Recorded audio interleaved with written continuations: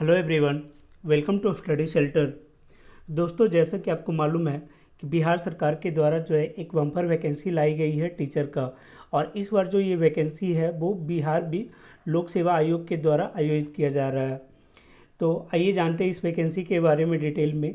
जो total vacancy है वो 1,70,461 वैकेंसी है टीचर की, जो अपने आप में एक बहुत बड़ी वैकेंसी है। अगर इसे बात करें अलग अलग लेवल पे, जैसे प्राइमरी टीचर का जो 1 to 5 के लिए है, तो वो 79,943 पोस्ट के लिए लाया गया है। जबकि जो TGT 9th-10th क्लास के लिए 32,916 पोस्ट के लिए। वही PGT टीचर जो 11th-12th के लिए है वो 57,602 वैकेंसी इनके लिए है। तो अगर टोटल जो है एक अच्छी बड़ी वैकेंसी है, और इसके लिए आपको जो है अगर आप एलिजिबल हैं तो आपको इसमें लग जाना चाहिए। तो इस वीडियो में हमें इसकी एलिजिबिलिटी, एग्ज़ाम पैटर्न, सिलेबस और किस टॉपिक से कितने क्वेश्चन जो पूछे जाएंगे उसके डिस्ट्रीब्यूशन को देखेंगे। साथ ही ये भी हम लोग चर्चा करेंगे कि कैसे जो है इस एग्ज़ाम को एक अच्छी रणनीति के तहत क्रैक किया जा सकता है। तो आइए डिस्कस करते हैं। सबसे पहले अगर बात करें इसके क्राइटेरिया की, तो प्राइमरी टीचर के लिए मेनली आपको जो है मिनिमम जो होना चाहिए वो 10+2 होना चाहिए। साथ ही आप जो है वो BEd या DLED का एग्ज़ाम आपने पास कर रखा हो। इसके अलावा आप सीटेट जो है क्वालिफाई हो, तब जो है आप प्राइमरी के लिए एलिजिबल होंगे। वहीं अगर TGT की बात करें तो इसके लिए आपको जो है ग्रेजुएशन प्लस BEd प्लस आपको जो है एफटेट क्वालिफाई होना चाहिए। वहीं अगर PGT की बात करें तो इसमें अलग अलग सब्जेक्ट के अकॉर्डिंग अलग अलग क्राइटेरिया है। लेकिन अगर एक जनरल बात करें तो आपको जो है उसमें मास्टर डिग्री होना चाहिए, अगर मैथ का बात कर रहे हैं इस टाइप के सब्जेक्ट का तो। और उसके अलावा फिर आपका BEd होना चाहिए। लेकिन कुछ सब्जेक्ट जैसे कंप्यूटर साइंस हो गया, म्यूजिक हो गया, इनका अलग अलग क्राइटेरिया है। तो वो आप जो नोटिफिकेशन है उसमें आप देख लेना। मैं इसको जो है PDF में अटैच कर दूंगा कमेंट बॉक्स में। अगर बात करें इसके एग्ज़ाम पैटर्न और सिलेबस की, तो इसका जो एग्ज़ाम पैटर्न है वो टोटल आपके 220 नंबर का एग्ज़ाम हो रहा है। ये 220 नंबर जो है दो पार्ट में डिवाइडेड है। एक लैंग्वेज का सेक्शन है और दूसरा GK का सेक्शन है। अगर लैंग्वेज के सेक्शन की बात करें तो 100 नंबर का एग्ज़ाम हो रहा है और ये 100 क्वेश्चन इसमें पूछे जाएंगे। इसमें भी डिवाइड किया हुआ है कि 25 जो है वो सेक्शन 1 होगा और 75 सेक्शन 2 होगा। ये सेक्शन 1 सेक्शन 2 क्या है वो भी जान लेते हैं। और लैंग्वेज में जो सेक्शन 1 है, भाग 1 है, वो आपका इंग्लिश है, जो कि सभी के लिए कॉमन होगा। वहीं जो लैंग्वेज 2 है जो 75 मार्क्स का होगा, वो हिंदी, उर्दू या बांग्ला, ये 3 लैंग्वेज में से किसी भी एक का आप चुनाव कर सकते हैं। और ये जो लैंग्वेज का पेपर है ये क्वालिफाइंग होगा। इसमें मिनिमम बस आपको जो है 30% नंबर लाने हैं और इसमें कोई निगेटिव मार्किंग नहीं है। तो ये भी एक अच्छी बात है। देखो, कुछ लोगों का कन्फ्यूजन है कि क्या मतलब दोनों जो पार्ट है, पार्ट 1 पार्ट 2, दोनों में क्वालिफाई करना है या सिर्फ एक में क्वालिफाई करना है। तो आप यहाँ पे देख सकते हैं, ये सिंपल लिखा हुआ है कि इस पत्र का हर्तांक दोनों भागों को मिलाकर कम से कम 30% अनिवार्य है। मतलब ये नहीं है कि आपको इंग्लिश में भी 30% लाना है और हिंदी में भी। बस आप जो 100 मार्क्स का होगा आप उसमें 30 मार्क्स ले आओगे तो आप क्वालिफाई कर जाओगे। चाहे वो आप 30 मार्क्स सिर्फ हिंदी से ले आओ तो भी चलेगा। तो ये आप कन्फ्यूजन जो है आप दूर रखना। अब आते हैं इसके पार्ट 2 में, जो कि 120 मार्क्स का होगा और मेरिट जो है ये इसी 120 मार्क्स पे ही बनेगा। 120 क्वेश्चन पूछे जाएंगे 2 घंटे में। आपको जो है 120 नंबर, मतलब हर एक क्वेश्चन 1 नंबर का होगा। मतलब अभी अभी तक जो आयोग के द्वारा जानकारी दिया गया उसके अकॉर्डिंग। अगर बात करें इसके सिलेबस की, तो इसमें बताया गया है कि जो एलिमेंट्री मैथ है, रीजनिंग है, फिर current affairs, general science, social science, भारतीय राष्ट्रीय आंदोलन, ज्योग्राफी और इन्वायरमेंट, इनके क्वेश्चन जो है आपको पूछे जाएंगे। और ये सारे जो टॉपिक है वो आपको बोला गया है कि प्राथमिक विद्यालय के जो पाठ्यक्रम हैं SCERT से संबंधित होंगे। इसका मतलब नहीं कि वो उसी लेवल का क्वेश्चन पूछा जाएगा, प्राथमिक विद्यालय का पूछा जाएगा। जो क्वेश्चन का लेवल है वो बोला गया है कि उम्मीदवार का जो न्यूनतम अर्हता है, मतलब इसका क्या है, प्राइमरी का है कि आपको मिनिमम 10+2 होना चाहिए। तो जो क्वेश्चन का लेवल होगा वो 10+2 के अकॉर्डिंग होगा। जो आपका सिलेबस है वो भले प्राइमरी के अकॉर्डिंग है, लेकिन जो क्वेश्चन पूछे जाएंगे वो उस लेवल के पूछे जाएंगे। तो आप जो है उसके अकॉर्डिंग ही प्रिपेयर करना, और मैं स्टडी सेंटर भी आपको जो है इसमें पूरा हेल्प करेगा। अब बात करते हैं इसमें कि किस सेक्शन से कितने क्वेश्चन पूछे जाएंगे। देखो, आयोग के द्वारा अभी ये क्लियर किया नहीं गया है कि हाँ आपके एलिमेंट्री मैथ से इतने क्वेश्चन पूछे जाएंगे और रीजनिंग से इतने क्वेश्चन पूछे जाएंगे।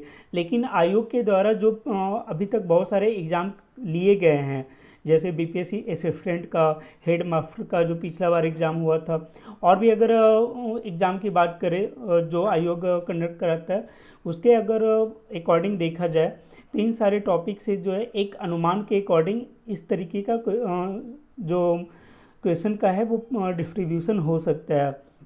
तो आइए डिस्कस करते हैं एक बार। जो एलिमेंट्री मैथ है वो 20 से 25 पूछे जा सकते हैं, रीजनिंग के भी 20-25 क्वेश्चन होंगे, जीके के 15 से 20 क्वेश्चन हो सकते हैं, वही साइंस के जो है 17 से 20 क्वेश्चन होंगे, और सोशल साइंस 17 से 20, जबकि भारतीय राष्ट्रीय आंदोलन से 10 से 15 क्वेश्चन पूछे जाने की संभावना है। ज्योग्राफी से 10 से 15 क्वेश्चन पूछे जाएंगे, और पर्यावरण से 8 से 10 क्वेश्चन, मतलब ये टोटल जो है 120 क्वेश्चन जो है आपको इस तरीके से डिस्ट्रीब्यूट होंगे। अब बात करते हैं इस कि कौन से टॉपिक से कितना, मतलब कहाँ से पढ़ना चाहिए। तो देखिए, एलिमेंट्री जो मैथ है, आप एसएससी टाइप का क्वेश्चन सॉल्व मत करने लगना, क्योंकि बीपीएससी जो है वो क्लियरली आयोग के द्वारा ऐसा इंडिकेशन दिया जा रहा है कि वो लोग कॉन्सेप्ट पे फॉलो करेंगे कि आपका कॉन्सेप्ट कितना अच्छा है, ठीक है। तो वो आपकी छोटी छोटी चीज़ों को पूछने का कोशिश करेंगे, जो कि आपको जो है एनसीईआरटी या बीटीवीसी का जो बुक है वहाँ पे ही आपको मिलेगा। तो 5 to 10th का जो एनसीईआरटी है आप उस पर मेनली डिपेंड करना, और कोई भी मैथ का बुक निकाल के बनाने से अच्छा होगा कि आप इनके जो क्वेश्चन दिए हुए हैं, चाहे वो प्रैक्टिस क्वेश्चन है या फिर जो एग्जाम्पल के क्वेश्चन है, आप उनको बनाइए, वो आपको ज़्यादा बेनिफिशियल होगा। वहीं अगर बात करें रीजनिंग की, तो रीजनिंग में आप जितना ज़्यादा प्रैक्टिस करोगे प्रैक्टिस सेट से, उतना ज़्यादा बेनिफिशियल होगा। लेकिन अगर फिर भी कुछ क्वेश्चन की बात करें तो नंबर ऑफ ट्रायंगल कितने होते हैं, स्क्वायर जो है कितने होते हैं, इस टाइप के क्वेश्चन पूछे जाने की संभावना है। तो आप इनका भी प्रैक्टिस रेगुलर वे में करना। वहीं अगर बात करें जनरल नॉलेज की, तो करंट अफेयर्स की, तो करंट अफेयर्स के लिए बोला जाता है कि 6 मंथ का करंट जो है वो काफ़ी होता है। तो आपको मिनिमम जो है वो जुलाई तक के करंट अफेयर्स करने होंगे, क्योंकि हमारा जो पेपर है वो अगस्त लास्ट में होगा। तो जुलाई लास्ट तक का करंट अफेयर्स जो है वो सफिशिएंट होगा आपके लिए। लेकिन इसके अलावा भी जो है कुछ क्वेश्चन, जैसे आपका नोबेल प्राइज़ हो गया, वहाँ से क्वेश्चन बनते हैं, तो उन्हें भी आपको जो है ध्यान में रखना है, मतलब एक बार जो है ओवरव्यू ले लेना है उस टाइप के क्वेश्चन का। वैसे आप निश्चिंत रहना, मैं करंट अफेयर्स से रिलेटेड जो भी क्वेश्चन बन सकते हैं उन सभी को जो है आपको ज़रूर करवाऊँगा। अब आगे आते हैं साइंस के सेक्शन में। साइंस में जो है 3 पार्ट होते हैं, फिजिक्स, केमिस्ट्री और बायो। तो इसमें जो है 17 से 20 क्वेश्चन चूँकि पूछे जाने की संभावना है, तो ज़्यादा क्वेश्चन जो है वो आपको बायो से पूछा जाता है, और फिजिक्स केमिस्ट्री से तो मान के अगर चलो 5 अगर फिजिक्स केमिस्ट्री से पूछा जा रहा है तो टोटल 10 इधर से आएंगे, और बाकी जो है अगर 20 होगा तो 10 इधर से आ जाएगा, नहीं तो 8 इधर से आएगा। तो 17 से 20 में अगर आप मान के तो 18 क्वेश्चन भी पूछे जाएंगे। तो इस तरीके से उसका डिस्ट्रीब्यूशन होगा। वहीं अगर बात करें कि कहाँ से पढ़ना है, तो देखो, बोलने का तो बोला जा सकता है कि लूसेंट से कर लो हो जाएगा, लेकिन कॉन्सेप्ट मैं फिर कहूँगा कि बीपीएससी जो है वो कॉन्सेप्ट पे फोकस करता है, इसलिए आप एनसीईआरटी ज़रूर पढ़ना। उसके अलावा फिर आप अगर आपको मन करे तो आप लुसेंट पढ़ो, क्रांत पढ़ो, जो भी पढ़ना है आप पढ़ सकते हो, लेकिन एनसीईआरटी को बिना पढ़े आप जो है कोई और चीज़ मत पढ़ना, ये मेरा एक सजेशन होगा। वहीं अगर सोशल साइंस की बात करें तो सोशल साइंस में भी जो है 3 सेक्शन आपको आ जाएंगे। एक पॉलिटी, दूसरा इकोनॉमिक्स और तीसरा हिस्ट्री। और देखो हिस्ट्री का चूँकि अलग से एक टॉपिक मेंशन है, तो इस टॉपिक से तो आएंगे ही, लेकिन चूँकि सोशल साइंस यहाँ पे दिया गया है, सामाजिक विज्ञान, तो उसमें भी हिस्ट्री आता है। तो हिस्ट्री के कुछ क्वेश्चन जो है आपको यहाँ से बन सकते हैं, चाहे वो एनिशिएंट और मिडाइवल के हो, तो वो भी आपको जो है एक बार मतलब कहने का ये है कि जो बीटीसी का बुक है वो आपको 10th तक पढ़ लेना है सोशल साइंस का, चाहे उसमें जो भी टॉपिक आए तो उनको आपको एक बार देखना चाहिए, क्योंकि ये जो है उसके अकॉर्डिंग, सिलेबस के अकॉर्डिंग वो सारे टॉपिक आ जाएंगे। ये इसमें पॉलिटी भी आ जाएगा और इकोनॉमिक्स के भी सेक्शन आ जाएंगे। अगला जो है वो ज्योग्राफी है। तो ज्योग्राफी में ये डिफाइन नहीं है कि वर्ल्ड ज्योग्राफी है या फिर इंडियन ज्योग्राफी, तो इसमें भी सेम चीज़ हम लोग देखेंगे। जो बीटीवीसी में दिया गया या एनसीईआरटी में दिया गया है उनको हम लोग फॉलो करेंगे, और उनको जितना हो सकेगा हम लोग कंप्लीट करने का कोशिश करेंगे पढ़ के, या एमसीक्यू जैसे होगा उसको हम लोग करेंगे। वहीं पर्यावरण, ऐसे भी आप सीटेट वगैरह में ईवीएस पढ़ते ही हो, तो ईवीएस का ही ये सेक्शन होगा, तो वो भी जो है हम लोग बीटीसी और एनसीईआरटी का क्लास 10th तक के बुक को हम लोग कवर करेंगे। और आप इस चैनल से बने रहना, जितने भी क्वेश्चन हो सकेंगे एनसीईआरटी के एमसीक्यू फॉर्म में, वो आपको जो चैप्टर वाइज के सारे टॉपिक को करवाया जाएगा यहाँ पे। साथ ही जो है वो बुक को भी कोशिश किया जाएगा कि आपको एक बार समझा दिया जाए, उसके बाद उसका जो एमसीक्यू है वो आपको करवाया जाए। अब बात करते हैं 9th 10th की एग्ज़ाम के ऊपर।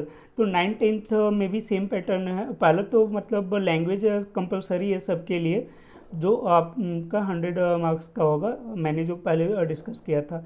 उसके अलावा यहाँ पे जो जनरल जीके का सेक्शन है वहाँ पे चेंजेज जो आ जाता है। यहाँ पे पार्ट 1 पार्ट 2 में डिवाइडेड है।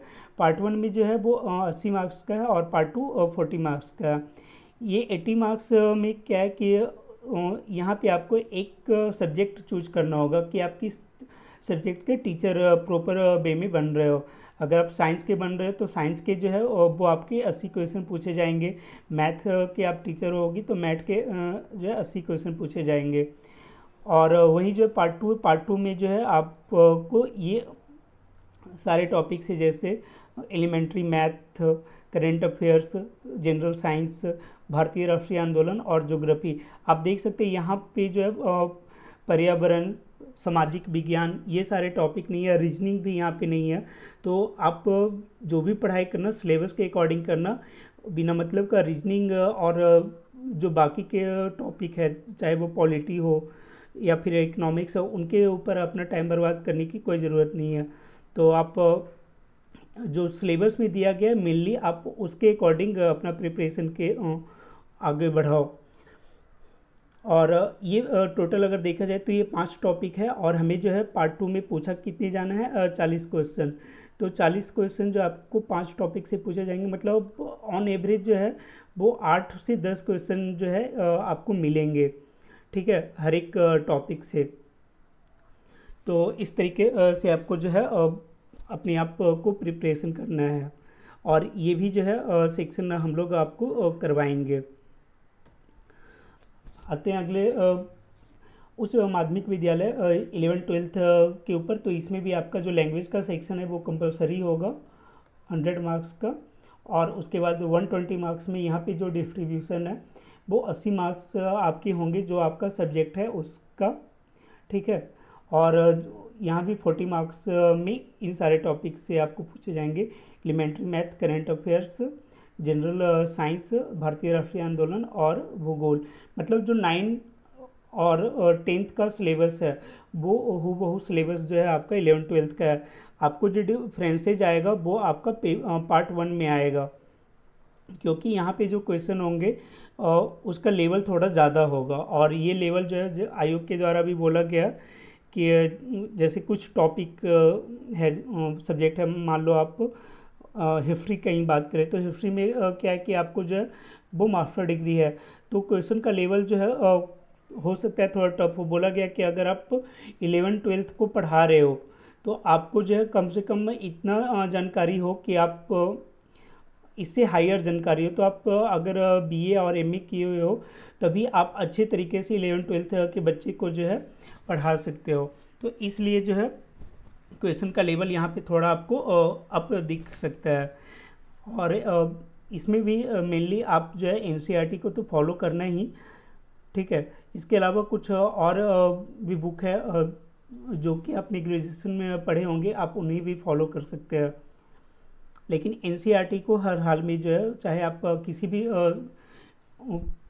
की तैयारी कर रहे हो, चाहे वो आप 1 to 5 में हो या 9th 10th या 10th 12th, आप जो है इसके अकॉर्डिंग एक बार ज़रूर तैयारी कर लेना। और जो 9th 10th और 11th 12th के बच्चे हैं उनके लिए है कि आप मेनली फोकस जो है वो पार्ट 1 पे करो। अगर आप पार्ट 1 पे फोकस कर लेते हो तो पार्ट 2 का कुछ पोर्शन जो है आपका ऑटोमेटिक कवर हो जाएगा। और सबसे बड़ी बात है कि आप जो है इस एग्ज़ाम में तुक्का नहीं लगा सकते, क्योंकि ये एमसीक्यू बेस्ड एग्ज़ाम है और यहाँ पे निगेटिव मार्किंग का भी प्रोविज़न होगा। निगेटिव मार्किंग कितना होगा ये भी क्लियर नहीं है, लेकिन ऐसा चांसेस है कि 1/4 होने की संभावना है। तो आप इसके लिए प्रिपेयर रहना। वहीं अगर बात करें इम्पॉर्टेंट डेट्स की, तो इसका जो फॉर्म फिलअप है वो 15 जून से स्टार्ट हो जाएगा और 12 जुलाई तक जो है इसका पेमेंट और लास्ट फॉर्म फिलअप करने का डेट है।